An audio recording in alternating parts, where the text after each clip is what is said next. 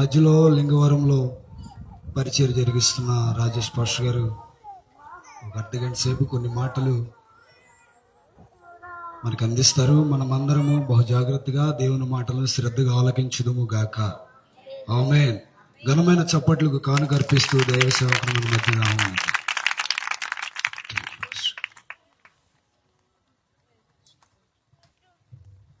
దేవుని శ్రేష్ఠ నామానికి మహిమ కలుగును గాక.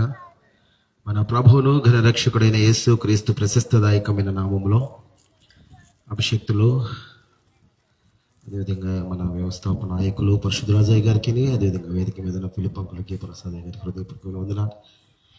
ఇటువైపు ఉన్న దైవజనులు అందరికీ కూడా వందనాలు. కూడి వచ్చిన మీకు అందరికీ శబ్దయంత్రం ద్వారా వింటున్నారా ప్రియ సహోదరి సహోదరులైన ప్రతి ఒక్కరికి కూడా హృదయపూర్వకమైన వందనాలు తెలియపరుస్తున్నాను. రాత్రి వేళ దేవుడు మనను నిశ్చయముగా దీవించును గాక. తన కృప కలిగిన దివ్యమైన సన్నిధి తోడై ఉండి నడిపించును గాక. ప్రభునందు ప్రియమైన దేవుని బిడ్డలారా, ఈ రాత్రి దేవుని వాక్య గ్రంథంలో నుంచి కొన్ని మాటలను మనము చూద్దాం. మరి విశేషముగా దేవుని యొక్క వాక్య గ్రంథంలో మానవుడు అని జీవనముతో కొనసాగింపబడుతున్న ప్రతి మానవుడి యొక్క జీవిత విధానంలో అనేక కోరికలు ఉన్నాయి, అనేక ఆశలు ఉన్నాయి. కోరిక లేని మానవుడు ఒకరు కూడా లేరు, ఆలోచన లేని మానవుడు ఒకరు కూడా లేరు. అలా కోరిక కలిగి ఉంటాం, ఆలోచన కలిగి ఉంటాం కూడా బైబిల్ గ్రంథము కూడా దాన్ని సపోర్ట్ చేస్తుంది. ఏ విధముగా అంటే దేవాతి దేవుని యొక్క వాక్కు కూడా సెలవిస్తున్నటువంటి మాట ఏమిటంటే, నీ కోరికను సిద్ధింపచేసి నీ ఆలోచన యావత్తును కూడా దేవుడు ఏం చేస్తానన్నాడు, సఫలపరుస్తానన్నాడు. దేవుని యొక్క మహోత్తరమైన కృప ఏమిటో చెప్పంటారా? దేవుని యొక్క చూపు చాలా అద్భుతదాయకమైనది. మానవుడి మీద మాత్రమే ఉండి సరిపెట్టలేదు, కానీ మానవుని యొక్క లోన ఉన్న కోరిక మీద దేవుని యొక్క దృష్టి ఉంది. మానవుని యొక్క లోన ఉన్నటువంటి ఆలోచన మీద దృష్టి ఉంది. ఈ రాత్రి వేళ అందుకనే కీర్తనాకారుడు చెప్పాడు, యెహోవా యందు భయభక్తులు గల వారి యొక్క కోరిక ఆయన సఫలపరుస్తాడు, నెరవేరుస్తాడు అని వాక్యం సెలవిస్తుంది. ఆశ కలిగిన ప్రాణాన్ని దేవుడు తృప్తిపరుస్తాడు అని చెప్పేసి దేవుని యొక్క వాక్కు తెలియపరుస్తూ ఉంది.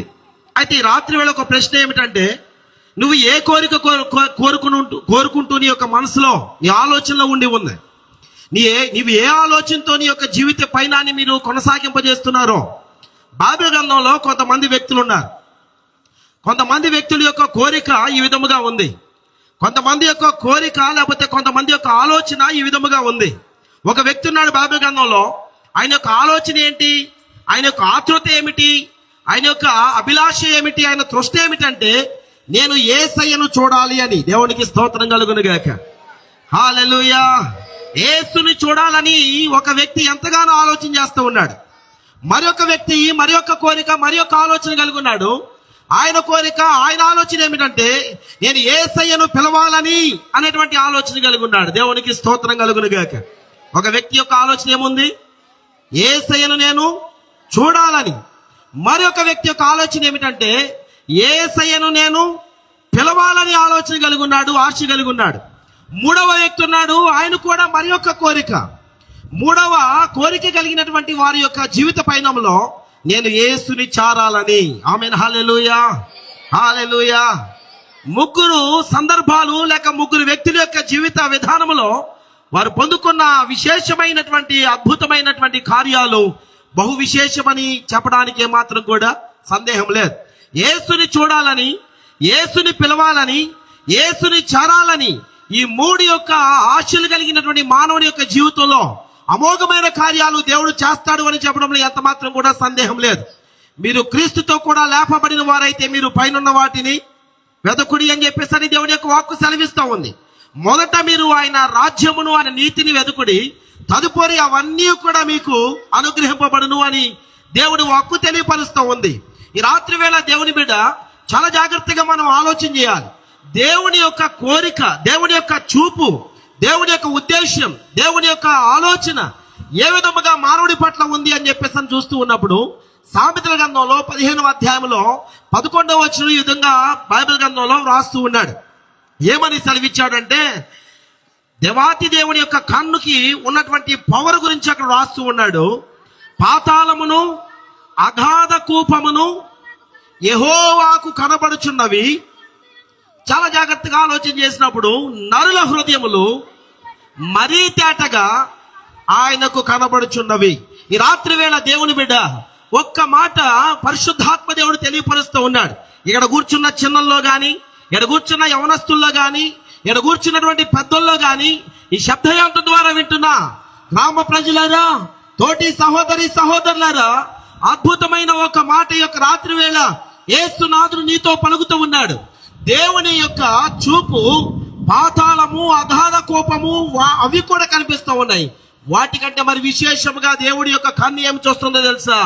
నరుని యొక్క హృదయములో ఉన్నది చూస్తూ ఉన్నాయి. దేవునికి స్తోత్రం కలుగును గాక. ఆమేన్, హల్లెలూయా.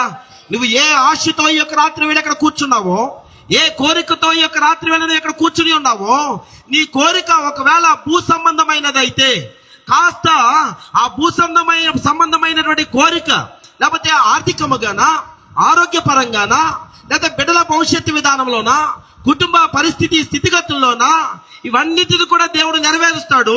కానీ వాటితోనే సరిపెట్టుకోవద్దని దేవుడు చెప్తా ఉన్నాడు.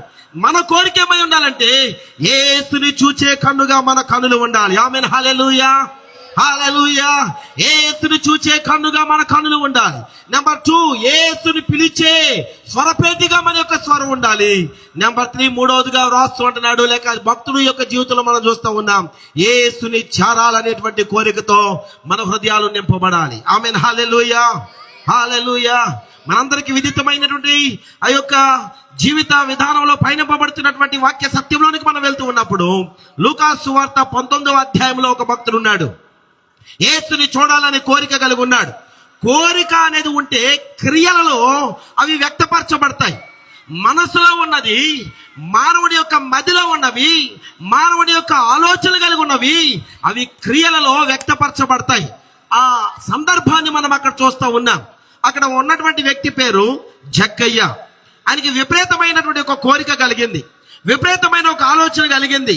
ఏమిటి ఆ కోరిక, ఏమిటి ఆ ఆలోచన అంటే, నేను యేసయ్యను చూడాలి, నా కళ్ళతో యేసయ్యను చూడాలి. యేసుని చూడక ముందు నా చెవిలో ఆయన కూర్చున్న మాట పలికింది, అందరిలాంటి వాడు కాడు అని నా మనసుకు తెలుస్తుంది. యేసయ్య అందరిలాంటి వాడు కాదు, యేసయ్య అందరిలాగా ఉన్నవాడు కాదు. ఆయనలో ఏదో స్పెషల్ ఉంది, ఆయనలో ఏదో ఒక నన్ను ఆకర్షించేటువంటి విధానపు తలపులు నాకు మదిలో మెదులుతూ ఉన్నాయి. నేను చాలా మంది వ్యక్తుల గురించి విన్నాను, కానీ యేసయ్యను విన్నప్పుడు నాకేదో స్పెషల్ గా ఉంది. నేను విన్న దానిని, నేను ఏదైతే నా యొక్క హృదయంలోనికి వెళ్ళిందో, నా కనులారా నేను యేసయ్యను చూడాలి. అంత గొప్పవాడు, అంత స్పెషల్ గా ఉన్నవాడు, అలాంటి ఆశ్చర్యకార్యాలు చేసిన వాడు. జనుల పట్ల మేలు చేస్తా ఉన్నాడా, జనులను స్వస్థపరుస్తా ఉన్నాడా, జనుల యొక్క దారిద్ర్యతను తొలగిస్తా ఉన్నాడా, జనుల యొక్క ధీరస్థితి నుంచి బయటికి తీసుకువస్తా ఉన్నాడా, నడవలేని వాడికి కాళ్ళునిస్తున్నాడా, చూడలేని వాడికి కళ్ళునిస్తున్నాడా, మాట్లాడలేని వాడికి మాటలు ఇస్తున్నాడా? అయ్యో, ఇదేదో నన్ను ఆకర్షింపజేస్తా ఉంది. అలాంటి యేసయ్యను నేను చూడాలి అనుకున్నాడు. దేవునికి స్తోత్రం కలుగును గాక. హల్లెలూయా. ఆయన ఒక గౌరవప్రదమైనటువంటి ఉద్యోగ స్థాయిలో ఉన్నాడు. అంత మాత్రమే కాదు, దాన్ని బేస్ చేసుకుని, దాన్ని ఆధారం చేసుకుని ఆయన ఎంతగానో డబ్బు సంపాదించాడు. ప్రభునందు ప్రియమైన దేవుని బిడ్డలారా, మానవుని యొక్క మదిలో ఉన్నటువంటి కోరిక, లేక జక్కయ్య హృదయంలో ఉన్నటువంటి కోరిక ఏంటో చెప్పమంటారా? ఆయనకు ఉన్నటువంటి దానిని బట్టి అది న్యాయం అనేది ఆలోచించేలా, అన్యాయం అనేది ఆలోచించేలా, జనుల యొక్క దేవస్థితి గురించి ఆలోచించేలా, జనుల యొక్క స్థితిగతుల గురించి ఆలోచన చేయాలా. 10 రూపాయలు అయితే 50 రూపాయలు వేస్తే వాడు కట్టగలడా, కట్టలేడా, వాడు తింటున్నాడా, వాడి పరిస్థితి ఏంటి, ఇవేవి కూడా ఆలోచించేలా. జక్కయ్యకున్న బేస్మెంట్ లాంటి ఆ యొక్క ఉద్యోగాన్ని ఆధారం చేసుకుని ఒక్కొక్క మెట్టు ఎక్కాలనేది ఆయన యొక్క ఉద్దేశం. జనులు ఎటుపోతే నాకెందుకు, జనులు ఎంత ఇబ్బందులు పడితే నాకెందుకు, జనులు వారు దేనస్థితి అయితే నాకెందుకు, నేను మాత్రం ఎలాగుండాలో తెలుసా? సంపన్నమైన స్థితిలో ఉండాలి, నా స్థితిగతులు మాత్రం ఉన్నతమైన స్థాయిలోనే ఉండాలి అని చెప్పేసి పోకడతో పోయినటువంటి యొక్క వ్యక్తికి యేసయ్య గురించి విన్నప్పుడు ఒక స్పెషల్ అనిపించింది. యేసయ్యను చూద్దామని వెళ్ళాడు. కాస్త యొక్క శరీర ఆకృతిని బట్టి ఇతడు పొట్టివాడై ఉన్నాడు. పొట్టివాడు వెనకద నిలబడితే, వారువాడు ఎద నిలబడితే, మానవుడి యొక్క కన్నుకి ఒక హద్దు ఉంది కాబట్టి యేసయ్యను చూడలేని పరిస్థితి అయిపోయింది. కాకపోతే ఒక మాట నానుడు ఉంటది కదా, పొట్టి వారికి కాస్త ఎన్ని పుట్టుడు బుద్ధులు ఉంటాయి కదా, ఆ బుద్ధిని కాస్త నెరవేర్పులోనికి తీసుకుని వచ్చాడు. వీళ్ళకంటే నేను ఎత్తుగా ఉండాలి, అలాగని చెప్పేసి ఎవడో ఒకడు భుజాల మీద ఎక్కితే నన్ను కొడతారు అని చెప్పేసి మనుషుల మీదకి ఎక్కడం కాదు, వీళ్ళకంటే నేను పెద్దగా ఉండాలని చెప్పేసి అటు ఇటు చూచాడు. అటు ఇటు చూసేసరికి ఈ లోపు కనిపించింది ఒక చెట్టు. ఆ చెట్టు పేరేం పేరు? మేడు చెట్టు. అసలు బైబిల్ గ్రంథంలో ఎంతగా చక్కగా రాశాడు చూడండి, చెట్టు పేరు కూడా మెన్షన్ చేయబడింది, మేడు చెట్టు. మేడు చెట్టు ఎక్కేసరికి ఆయనకి కాస్త తృప్తి అనిపించింది. జనుల మీద నేను హైట్ గానే ఉన్నాను, యేసయ్య జనుల మధ్యలోనికి వచ్చినా, ఎక్కడ ఆయన వచ్చి నిలబడినా నేను ఆయనను చూడగలుగుతాను అనేటువంటి ఒక సంతృప్తి కలిగిన వాడిగా చెట్టు మీద ఉండి కాసుకుని కూర్చుంటా ఉన్నాడు. ఈయనేమో యేసయ్య కోసం కాసుకుని కూర్చుంటా ఉంటే, యేసయ్య ఏమో ఎవరి కోసం కాసుకుని కూర్చున్నాడు? ఇతని కోసం కాసుకుని కూర్చున్నాడు. దేవునికి స్తోత్రం కలుగును గాక. హల్లెలూయా, హల్లెలూయా. ప్రభునందు ప్రియమైన దేవుని బిడ్డలారా, నీకు అన్ని ఆలోచనల కంటే యేసయ్య గురించి ఎక్కువ ఆలోచన ఉంటే అసలు యేసయ్య ఆలోచన నీ మీద ఉంటది. ఆమేన్, హల్లెలూయా. నువ్వు యేసయ్య గురించి తక్కువ ఆలోచన చేసి మిగతా విషయాల గురించి ఎక్కువగా ఆలోచన చేస్తే యేసయ్య ఆలోచన కూడా అట్లాగే ఉండదేమో. కాబట్టి అన్నిటికంటే ఎక్కువ ఆలోచన కలిగి ఉన్నాడు. ఈ జక్కయ్య దగ్గరికి యేసయ్య వచ్చాడు. యేసయ్య వచ్చి ఇలాగ చూశాడు. జక్కయ్య యేసు మీదకి వచ్చింది. ఈ స్వరము డిఫరెంట్ గా ఉంది, నేను విన్న విధానము వేరుగా ఉంది. అసలు ఈయనే యేసయ్యనేమో అని చెప్పేసి త్వరగా దిగు, నేను నీ ఇంటికి రావాల్సి ఉన్నది అని చెప్పేసి అన్నాడు. యేసుక్రీస్తు ప్రభు వారు దిగారు. చక్కగా నడుచుకుంటా జక్కయ్యతో మాట్లాడుతూ ఎక్కడికి వెళ్ళాడు? జక్కయ్య ఇంట్లోనికి వెళ్ళాడు. అక్కడ జరిగినటువంటి సందర్భం యేసయ్య ఏమి పలికాడో అక్కడ రాయబడలేదు, కానీ ఈ జక్కయ్య మాత్రం యేసుతో మాట్లాడిన తర్వాత జక్కయ్య పలికినటువంటి మాటలు మాత్రం వ్యక్తపరుస్తూ ఉన్నాడు. దేవునికి స్తోత్రం కలుగును గాక. ఆమేన్, హల్లెలూయా, హల్లెలూయా.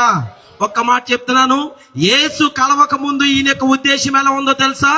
జనుల విధానం ఎడిపోతే నాకెందుకు, వాళ్ళు తింటున్నారా తింటలేదా, వాళ్ళు దేన స్థిత సంపన్న స్థిత, వాళ్ళు కట్టగలరా కట్టలేరా, వాళ్ళ స్థితిగతులు ఏంటి, ఏమి ఆలోచించేలా. ఆయన ఉద్యోగ బేస్మెంట్ ని బట్టి ఆయన తీసుకున్న నిర్ణయం ఏంటో తెలుసా? జనులతో నాకు పని లేదు, వాళ్ళ దగ్గర నుంచి వచ్చే డబ్బుతో నాకు పని అనుకున్నాడు. జనుల యొక్క ఇబ్బందులు నాకు అవసరం లేదు, జనుల యొక్క ఇబ్బందులు పడినా గాని నేను మాత్రం సౌఖ్యంగా ఉండాలి, నేను మాత్రం సమృద్ధిగా ఉండాలి, నేను మాత్రం సంపన్నుడుగా ఉండాలి, నాకు మాత్రం కొదువ ఉండకూడదు అనుకున్నాడు. కానీ యేసుని కలవక ముందు ఈ యొక్క ఆలోచన జక్కయ్యది. ఆమేన్, హల్లెలూయా. ఇక్కడ జరుగుతున్న సందర్భం చాలా జాగ్రత్తగా ఆలోచన చేయాలి. దేవుని బిడ్డలారా, ఈ ప్రాంగణంలో కూర్చున్న ప్రతి ఒక్కరు, ఈ శబ్దయంత్రం ద్వారా వింటున్నటువంటి ప్రియ సహోదరి సహోదరుడా, పెద్దలారా, ఇదిగో గ్రామ పూర్వీకులారా, ప్రతి ఒక్కరు కూడా ఆలోచన చేయదగ్గ విషయం. యేసును కలవక ముందున్న జక్కయ్య పరిస్థితి అదైతే, యేసుని కలిసిన తర్వాత జక్కయ్య పరిస్థితి అద్భుతంగా మారిపోయింది. దేవునికి స్తోత్రం కలుగును గాక. హల్లెలూయా.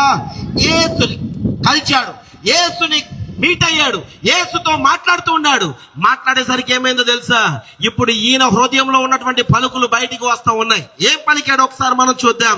అదే లూకాసు సువార్తలో 19వ అధ్యాయంలో ఒక మాటను మనం చదువుకుందాం. ఇదిగో ప్రభువా, పేదలకు ఇచ్చుచున్నాను. జాగ్రత్తగా గమనించండి.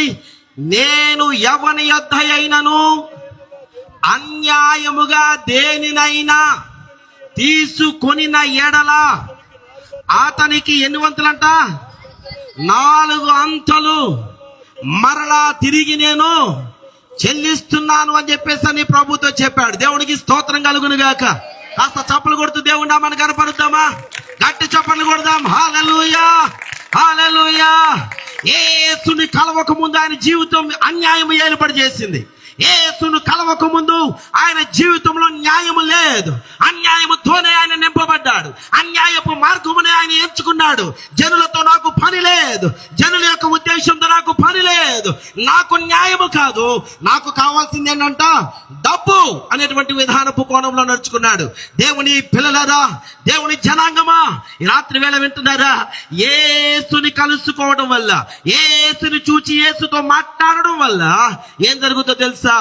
మానవుడు ఎట్లా ఉండాలో అట్లాగా మానవుడు నడుచుకోవడానికి మానవుడి యొక్క జీవితం యేసు ద్వారా స్థిరపరచబడుతుంది. ఆమేన్, హల్లెలూయా. ఎట్లా ఉండాలో మానవుడు ఎట్లా ఉండాలని దేవుడు కోరుకుంటున్నాడో, మానవుడు ఎట్లా ఉంటే సమాజానికి ఆశీర్వాదకరంగా ఉంటాడో, మానవుడు ఎట్లా ఉంటే ఇతరులకు మేలు జరుగుద్దో, మానవుడు ఎట్లా ఉంటే ఇతరులకు సమాధానం కలుగుద్దో, మానవుడు ఎట్లా ఉంటే ఇతరులు కూడా మానవుడితో పాటు వృద్ధి అవ్వడానికి ఆలోచనలు ఎట్లా కలిగి ఉంటాడో, యేసుని కలిసిన తర్వాత మాత్రమే మానవుడు గుర్తెరుగుతాడు. యేసు దర్శనాన్ని పొందుకున్న తర్వాత మాత్రమే మానవుడు గుర్తెరుగుతాడు. యేసుతో సత్సంబంధ బాంధవ్యాలు కలిగి ఉంటేనే మానవుడు ఎట్లా ఉండాలో అట్లా ఉండగలుగుతాడు. దేవునికి స్తోత్రం కలుగును గాక. ఆమేన్, హల్లెలూయా. యేసు దగ్గరికి రాకముందు ఏమి ఏలుబడి చేసింది ఆయన జీవితంలో? అన్యాయం ఏలుబడి చేసింది. కానీ యేసు దగ్గరకు వచ్చిన తర్వాత ఏం జరుగుతుంది? ఆయన హృదయంలో న్యాయానికి స్థానం వచ్చింది. ఆమేన్, హల్లెలూయా. న్యాయానికి స్థానం వచ్చింది. అన్యాయము ఓడిపోయింది, అన్యాయము దూరమైంది, అన్యాయము వెడలిపోయింది, న్యాయము ఏలుబడి చేస్తూ ఉంది. ఈ యొక్క రాత్రి వేళ యేసు దగ్గరకు వస్తే, ఇదిగో నీ జీవితంలో అన్యాయముగా ప్రవర్తించే, ఒకవేళ అన్యాయంగా ప్రవర్తిస్తున్నావని నీ మనసుకు తెలిసి కూడా ఆ విధముగా మొండి వైఖరితో వెళ్ళిపోతుంటే, దాని మీద నువ్వు జయించలేకపోతే యేసునాథుడు మాత్రమే నీకు జయం ఇస్తాడు. దేవునికి స్తోత్రం కలుగును గాక. ఆమేన్, హల్లెలూయా. నెంబర్ 1, అన్యాయపు మనస్సు తొలగిపోయింది. ఏ మనసు వచ్చిందంట? న్యాయం కలిగిన మనస్సు చేద్దామని వచ్చింది. నెంబర్ 2, రెండవ మార్పును చూద్దాం. దేవుని వాక్య గ్రంథంలో అదే వచనంలో పై వచ్చిన ఆరంభంలో చదివినటువంటి మాటలు మనం చదువుకుందాం.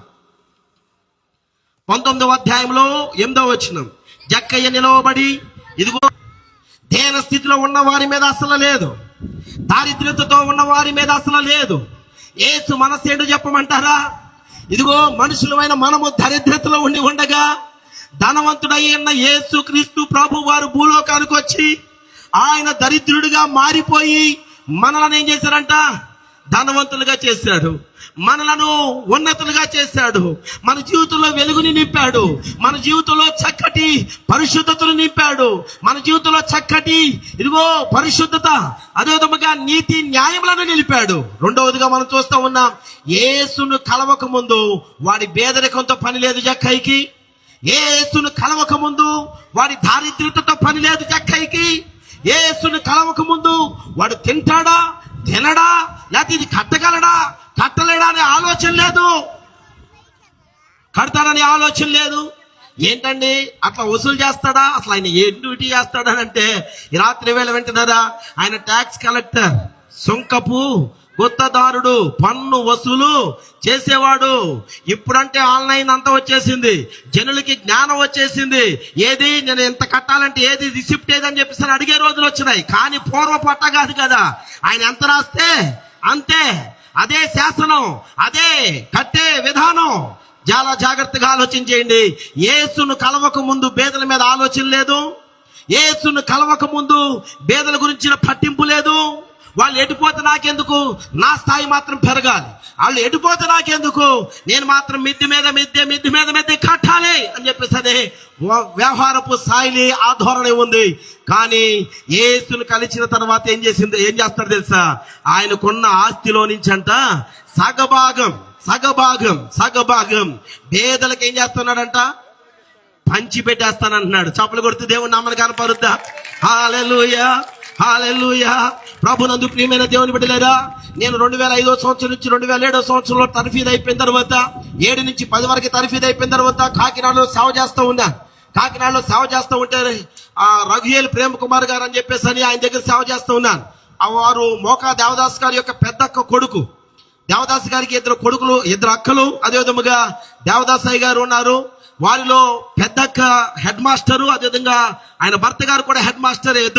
వారి ఇరువురు సంపన్న స్థితిలో ఉన్నప్పుడు షారోన్ పీటర్ గారు, అదేవిధంగా ఆయన యొక్క సతీమణి గారు కాకిలూరులో సేవ చేస్తూ ఉన్నటువంటి జాషు జ్యోతి గారి యొక్క తల్లిదండ్రులకి, మోకా దేవదాసయ్య గారికి కనీసం ఆహారం కూడా ఉండేది కాదు. చాలా సేవలో దీనమైన పరిస్థితిలో ఉండేవారు. అయితే వాళ్ళు వెళ్ళినప్పుడల్లా వీళ్ళకి సపోర్ట్ ఇస్తూ, ఆ విధముగా సేవను ప్రోత్సహిస్తూ చక్కగా కుడిభుజంగా నిలబడి ముందుకి కొనసాగింపజేస్తూ ఉన్నారు. ఆ విధముగా ఉన్నటువంటి రఘుయేల్ ప్రేమ కుమారయ్య గారి దగ్గర సేవ చేస్తూ ఉంటే, ఆ సేవ చేస్తున్నటువంటి ఆ యొక్క సమయ సందర్భంలో నాకు ఒక మనసుకు ఒక ఆలోచన తట్టింది. నాకు ఎందుకైనా నడుచుకుంటూ వెళ్ళేటప్పుడు నాకు ఎవరు జ్ఞాపకం వచ్చేవాళ్ళంటే సైకిల్ మీద వెళ్ళేవాడు జ్ఞాపకం వచ్చాడు. ఇట్లా నడుచుకుంటూ వెళ్తాం కంటే కొద్దిగా సైకిల్ ఉంటే బాగుండు కదా అనిపించింది. ఆ తర్వాత సైకిల్ మీద వెళ్ళేటప్పుడు కొంచెం బైక్ మీద వెళ్ళేవాడు జ్ఞాపకం వచ్చాడు. బైక్ ఉంటే చక్కగా కష్టపడకుండా వెళ్ళిపోవచ్చు కదా అని చెప్పాను. బైక్ మీద వెళ్ళేటప్పుడు ఎవరు జ్ఞాపకం వచ్చేవాళ్ళు చెప్పండి అమ్మా. ఎందుకని ఎండకుండా వానకి తడవకుండా వెళ్ళవచ్చు సార్, ఎందుకని ఇట్లా ఆలోచన వస్తుంది సార్ అని చెప్పానంటే ఆయన అన్నాడు, రాజేష్ నీ ఆలోచన తప్పు. నువ్వు సైకిల్ మీద వెళ్ళేటప్పుడు నీకు జ్ఞాపకం రావాల్సిన వాడు బైక్ మీద వెళ్ళేవాడు జ్ఞాపకం రావడానికి కాదు. ఎవరు జ్ఞాపకం రావాలంట? నడుచుకుంటా. ఇది కూడా లేకపోతే చాలా ఇబ్బంది పడే వాళ్ళు ఉన్నారు అని చెప్పేసి ఎవరు కనిపిస్తారా ఎవరిని ఎక్కించుకుని వెళ్ళాలా అని చెప్పేసి ధోరణితో ఉండాలి. బైక్ మీద వెళ్ళేటప్పుడు కారు మీద వెళ్ళే వాళ్ళు జ్ఞాపకం రాకూడదు. ఎవరు జ్ఞాపకం రావాలి? సైకిల్ మీద వెళ్ళేవాడు జ్ఞాపకం రావాలి. ఇలా ఉంటే నీ యొక్క ఆలోచన ధోరణి పర్ఫెక్ట్ గా ఉంటుంది అని చెప్పేసి ఆయన చెప్పిన ఆ రోజు మాట నేటికి జ్ఞాపకం ఉంటుంది. దేవునితో కనెక్టివిటీ కలిగిన వారు, దేవునితో అటాచ్ అయిన వారు, దేవుని ప్రత్యక్షతను పొందుకున్నవారు, దేవుని యొక్క ఆయన యొక్క పదజాలాల్లో ఏకీభవించి పయనింపబడుతున్న వారు ఏంటో తెలుసా? వాళ్ళ గురించి వాళ్ళే ఆలోచించుకోరు కానీ వాళ్ళు ఇతరుల గురించి ఆలోచిస్తారు. ఆమేన్, హల్లెలూయా, హల్లెలూయా. మనం రక్షణ పొందాం, రక్షణ పొందని వాడి పరిస్థితి ఏమిటి అని ఆలోచన వస్తుంది. మనము కాస్త రోజులో 3 పూటలు భోజనం చేస్తున్నాం, ఈ విధముగా భోజనం కూడా చేయలేని పరిస్థితి ఏంటి అని చెప్పేసి ఆలోచన వస్తుంది. చూసారు, అప్పటి వరకు జక్కయ్య యేసయ్య ప్రత్యక్షత లేనప్పుడు, యేసయ్య ఆ మాటతో ఏకీభవించే విధానం లేనప్పుడు పేదల గురించి ఆలోచించలేదు. కానీ ఈ జక్కయ్య ఎవరి గురించి ఆలోచించాడు? ఆయన గురించి ఆయన ఆలోచన చేశాడు. ఎప్పుడైతే యేసయ్యతో మాట్లాడాడో వెంటనే ఆయనకి ఎవరు జ్ఞాపకం వచ్చారు చెప్పండి? పేదలు జ్ఞాపకం వచ్చారు. వాళ్ళు కూడా తినాలి కదా, వాళ్ళకు కూడా వస్త్రాలు ఉండాలి కదా, వాళ్ళకు కూడా గృహాలు ఉండాలి కదా, వాళ్ళకు కూడా వాహనాలు ఉండాలి కదా, వాళ్ళకు కూడా ఇదిగో ఎదుగుదల ఉండాలి కదా. నేను ఎదిగితే సరిపోదు, నా తోటి వారు కూడా ఎదగాలి. నేను బలపడితే సరిపోదు, నా తోటి వారు కూడా బలపడాలి. నేను సువార్త విని రక్షణ పొందుతూనే సరిపోదు, నేను కూడా ఇతరులను రక్షణ పొందే విధముగా ప్రభావితం చేయాలి. సహోదరుడికి ఈ భారభరితమైన యొక్క పరిచర్య విధానంలో, ఆయన యొక్క సేవా జీవిత విధానంలో ఈ 2 రోజులు ఈ విధముగా సభ పెట్టాలంటే చాలా ప్రయాసతో కూడుకుంది. కారణం ఏంటో తెలుసా? యేసు మనసుతో యేసైతే టచ్ అయ్యున్నాడు కాబట్టి భారమైన బాధ్యత కలిగి నేను గ్రామానికి, ఈ పరిసర ప్రాంత వాసులకు నేను పొందిన రక్షణ ఇతరులకు తెలియపరచాలనేటువంటి భారం. దేవునికి స్తోత్రం కలుగును గాక. సో యేసయ్యను చూడాలని అనుకున్న జక్కయ్య జీవితంలో ఇలాంటి అద్భుతం జరిగింది. యేసయ్యను చూడాలి అనుకున్నటువంటి జక్కయ్య జీవితంలో ఇలాంటి ఆశ్చర్య కార్యాలు జరిగింది. చివరికి ఆయన ఏం సాక్ష్యం పొందుకున్నాడో తెలుసా? ఇతడు కూడా ఇదిగో నువ్వు ఈ విషయంలో అన్యాయం చేసావు కదా, ఈ విషయంలో తోటి వారి ఎడల కఠినంగా నడుచుకున్నావు కదా, దయ లేదు కదా, నీకు కనీసం జాలి లేదు కదా అని చెప్పేసి నీకు ఒకవేళ కనుక నీ మనస్సాక్షే నీ దగ్గర నీకు సమీపం ఉన్న పరిశుద్ధాత్మ దేవుడే వాక్యాన్ని ఉద్ఘాటించి నీ హృదయంలో క్రియ జరిగిస్తే వెంటనే ఒప్పుకో. జక్కయ్యలాగా నీవు నేను కూడా అదేవిధంగా ఇక్కడ ఉన్నటువంటి ప్రతి ఒక్కరు కూడా ఎవరవుతాం?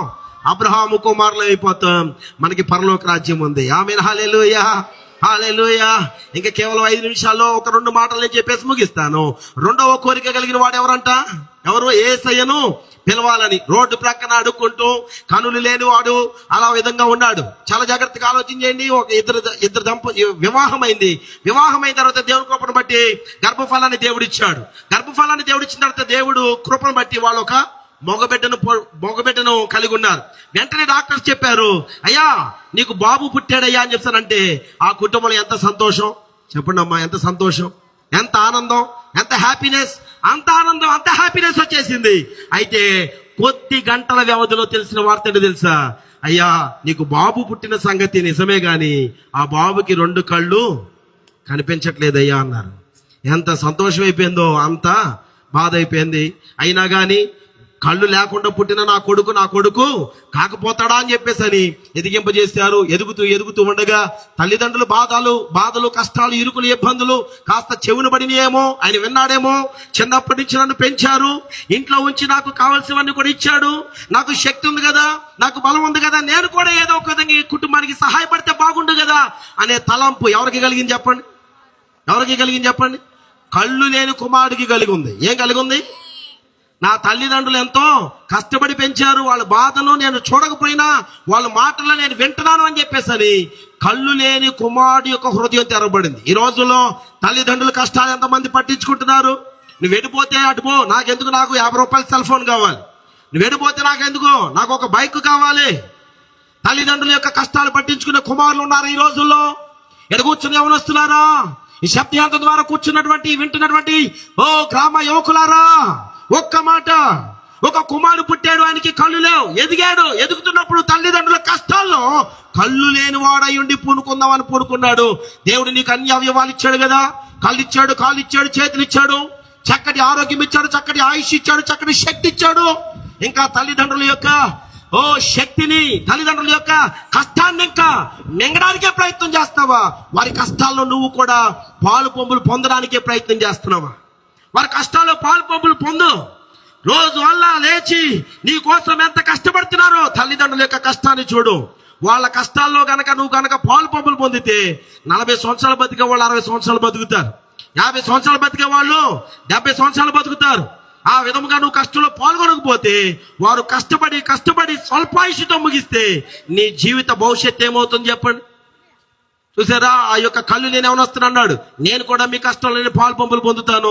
అదిగో ఎవరికో ఒకరికి చెప్పి, నానా ఒక రోడ్డు ప్రక్కన కూర్చోబెట్టండి, నన్ను నేను అడుగుతాను. కాస్త రోజుకి వచ్చి ఒక 200, 500, 1000, 2000 ఎంతో కొంత వస్తాయి కదా, ఆ డబ్బు తీసుకొచ్చి నీకే ఇస్తాను నాన్న, ఆ డబ్బు తీసుకొచ్చి నీకే ఇస్తానమ్మా. మీ కష్టంలో నేను పాల్గొంటానమ్మా, పాల్గొంటాను. కళ్ళు లేకపోయినా కానీ, ఒకవేళ కళ్ళుంటే నేను ఉద్యోగంకి వెళ్ళేవాడినేమో, కళ్ళుంటే నేను పనికి వెళ్ళేవాడినేమో. నీ కష్టాన్ని నేను ఇంకెంతకాలం తిన్నాలాగా ఖాళీగా కూర్చొని అని చెప్పి ఆ విధంగా చేస్తే భర్తిమయ్యి అనబడినటువంటి ఆ యొక్క రోడ్డు ప్రక్కన కూర్చున్నటువంటి భిక్షగాడి యొక్క విషయంలో కూడా యేసు వస్తున్న సందర్భం ఆయన విన్నాడు.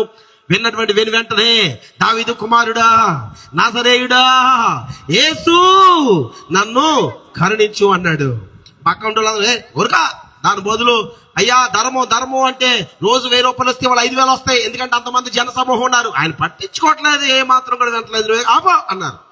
అయినా కానీ నేనేం చేసినట్టు బేగ్గరి స్వరంతో పిలిచాడు. శ్రమలు పెరిగే కొద్దీ ప్రార్థన పెరగాలి. దేవునికి స్తోత్రం కలుగును గాక. కష్టాలు పెరిగే కొద్దీ యేసుని పిలిచే స్వరము కూడా ఇంకా పెరగాలి అని దానికి సాదృశ్యం. దగ్గరగా పిలిస్తే ఒక్క మాట చెప్పమంటారా? దరిద్రతలో అనగా రోడ్డు ప్రక్కన అంటే ఎంత చండాలమైనటువంటి స్థలమో మనకు తెలుసు.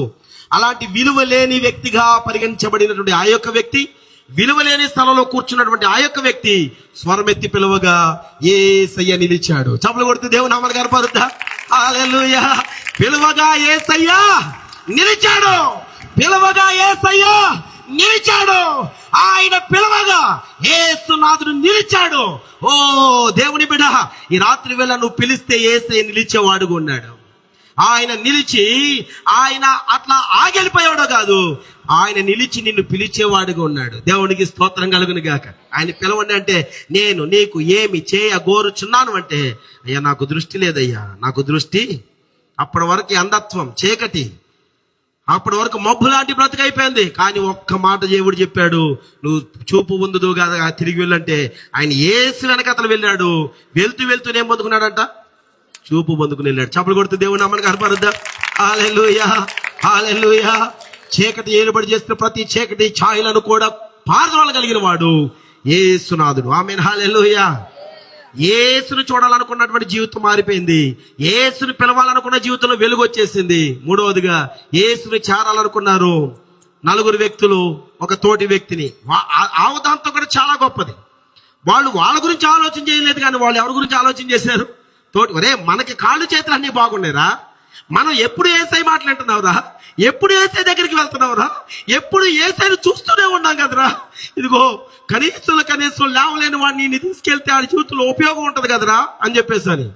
అమ్మా, నీ తోటి వ్యక్తి నీ దగ్గరకు వచ్చి దుఃఖంతో ఏడుస్తూ ఉంటే, బాధతో ఏడుస్తూ ఉంటే, శోధనలో ఏడుస్తూ ఉంటే, నువ్వు ఆ తోటి వ్యక్తి యొక్క బాధ విన్న వ్యక్తి మాత్రమే కాదు, ఆ వ్యక్తిని ఎక్కడ తీసుకెళ్లాలో తెలుసా? యేసు దగ్గరికి తీసుకురావడానికి ప్రయత్నం చేయి. దేవునికి స్తోత్రం కలుగును గాక. ఆమేన్. హల్లెలూయా. 4 మనుషులు ఎత్తుకున్నారు. ఉదాహరణకి ఆ గ్రామంలో ఒక ఇంటికి వచ్చాడు యేసయ్య. ఉదాహరణకు ఒక మాట, ఇక్కడ ఈ ఇల్లు ఉందనుకోండి, ఆ ఇంట్లోకి యేసయ్య వచ్చాడు అనుకోండి, వాళ్ళ ఇల్లు అటు చివరై ఉండొచ్చు. అక్కడి నుంచి ఆయన మోసుకుంటూ వస్తుంటే దారి పొడుగుతూ వచ్చినప్పుడు ఎంతమంది హేళన చేసి వచ్చి ఉండొచ్చు? రే ఏంటి ఇల్లు, ఏం చేస్తారా వీళ్ళు అని చెప్పేసి అని ఎంతమంది హేళనగా మాట్లాడి ఉండవచ్చు. వాటిని అన్నిటిని ఛేదించి ఇంటికి దగ్గర రాగానే చూస్తే ఎవరు కూడా అక్కడ అవకాశము ఏసీ దగ్గరికి వెళ్ళడానికి లేదు. ఇంటి పైకి ఎక్కించారు. ఏమండి, ఇంటి పైకి ఒక్కడెక్కాలంటే కష్టం. అలాంటిది చెయ్యి కాలు పని చేయని ఎక్కించాలంటే ఎంత కష్టం, ఎంత బాధ, ఎంత వేహద. తోటి వాడిని రక్షించడానికి తేలిగ్గా పనులు అవ్వో, వింటున్నారా? తోటి వాడిని బాగు చేయాలంటే తేలిగ్గా అవ్వో. చెమట కార్చాలి, కష్టపడాలి. కష్టపడేటువంటి ఆ యొక్క విధానంలో రక్తమే కారొచ్చు, కష్టపడేటువంటి ఆ విధానంలో శక్తే పోవచ్చు, కష్టపడే ఆ విధానంలో చెమట బొట్టులే కారొచ్చు, కష్టపడేటువంటి ఆ విధానంలో రూపాయలే ధార పోయొచ్చు. అయినా ఒకటి, నేను చెమట కార్చినా పర్వాలా, రక్తంలో కార్చినా పర్వాలా, ధనం అయిపోయినా పర్వాలా, నా శక్తి కాస్త శక్తిహీనతగా మారిపోయినా పర్వాలా, ఆయన మాత్రం రక్షించాలి, ఆయన మాత్రం బాగు చేయాలి, ఆయన మాత్రం యేసుని చూపించాలి, యేసు దగ్గరికి ఆయన తీసుకురావాలి అని చెప్పేసి అని కంకణం కట్టుకున్నారు. ఇంటి పైకి ఎక్కారు, పెంకులు తీశారు, యేసు దగ్గర ఉన్న చోటకి దింపారు. ఇలా చూడగానే యేసయ్యకు పెంకులు తీసిన సందర్భం కనిపించలేదు, ఏ సందర్భం కనిపించలేదు, కానీ వారి హృదయపు లోతుల్లో ఉన్న విశ్వాసం కనిపించింది. చప్పలు కొడుతూ దేవుడు నామని కనపరుద్దా. హల్లెలూయా, హల్లెలూయా. నరుని హృదయంలో ఉన్న ప్రతిదీ కూడా చూడగలిగిన యేసయ్య వారి విశ్వాసం ఆయనకి కనిపించింది. ఈ రాత్రి వేళ నీ హృదయంలో దాగి ఉన్న విశ్వాసమును చూచి దేవుడు నీ జీవితంలో కార్యము చేయునుగాక, అద్భుతము చేయునుగాక. ఏది కొరతుందో ఆ కొరతంతా కూడా తీర్చునుగాక, ఏది లేముందో లేమంతా పారద్రోలునుగాక. ఓ, ప్రతి పరిస్థితి మీద నీకు దేవుడు జయమిచ్చునుగాక. వారి విశ్వాసము చూచి ఈ పాపాలను క్షమించి, చెప్పండి, ఈయన బలహీనతను దూరపరిచి ఈయన్ని బాగు చేసి ఇంటికి పంపించాడు. ఆమేన్, హల్లెలూయా, హల్లెలూయా. నెంబర్ 1 చెప్పండి, యేసుని చూడాలని, యేసుని పిలవాలని, యేసుని చేరాలని. కాస్త మళ్ళీ ఒక్కసారి చెప్పండి, యేసుని చేరాలని. ఈ 3 ఆశలు కలిగి ఉన్న వారి యొక్క ఆశ కలిగినటువంటి జీవితంలో అద్భుతాలు చూసేదా, చూడలేదా? ఆశ్చర్యకార్యాలు అనుభవించలేదా? చూడాలి అనుకున్న వాడి యొక్క జీవితం మారిపోయింది. వాడి జీవితం మారటం అనేది ఒక ఎత్తు అయితే, చాలా మంది బిడ్డల యొక్క దారిద్ర్యత పోయింది, చాలా మంది యొక్క కడుపులు నింపబడినాయి, చాలా మంది కుటుంబాల్లో నెమ్మది కలిగింది. నెంబర్ 2, రెండోదిగా యేసుని పిలవాలి అనుకున్నటువంటి వాడి యొక్క జీవితంలో అంధత్వం పోయింది, వెలుగు వచ్చింది. నెంబర్ 3, యేసుని చేరాలనుకున్న వాడి యొక్క జీవితంలో చేరుట ద్వారా వాళ్ళకు ఉపయోగం లేదు అన్నట్టుగా అనిపించినా కానీ వారిని దేవుడు పొగిడాడు, ఇతని దేవుడు స్వస్థపరిచాడు. ఈ రాత్రి వేళ యేసుని చూడాలని, యేసుని పిలవాలని, యేసుని చేరాలని కోరిక కలిగిన వారి యొక్క జీవితాల్లో దేవుడు అద్భుతాలు చేయునుగాక, ఆశ్చర్య కార్యాలు చేయునుగాక, మేలుదాయకమైన ఈవులతో దేవుడు నింపునుగాక. చిన్న ప్రార్థన చేద్దాం, కన్నులు మూసినట్లయితే. మహాగణువైన గొప్ప దేవా, ఈ రాత్రి నీ పాదాల చెంత తనివి తీరా నీ సహాయం కొరకై అర్థించుచున్నా, నీ కృప కొరకై కనిపెడుతున్నా. అయినా నిన్ను చూడాలని, నిన్ను పిలవాలని, నిన్ను చేరాలని ఈ 3 ఆశలు కలిగిన వారి యొక్క జీవితంలో ఎన్ని అద్భుతాలు చేశారో అన్ని అద్భుతాలు మేము కూడా అనుభవించుటకు నీ ప్రత్యక్షతతో మేము నింపబడదుము గాక. నిన్ను పిలిచే స్వరాన్ని మేము కలిగి ఉందము గాక, నిన్ను చేరే పాదాలను మేము కలిగి ఉందము గాక. అట్టి కృపతో మేము నింపబడదుము గాక. అయినా ప్రతి విషయంలో నీ బిడ్డలకు మేలు చేసి నడిపించి కార్యాలు జరిగించమని యేసయ్య నామములో అడుగుచున్నాము తండ్రి.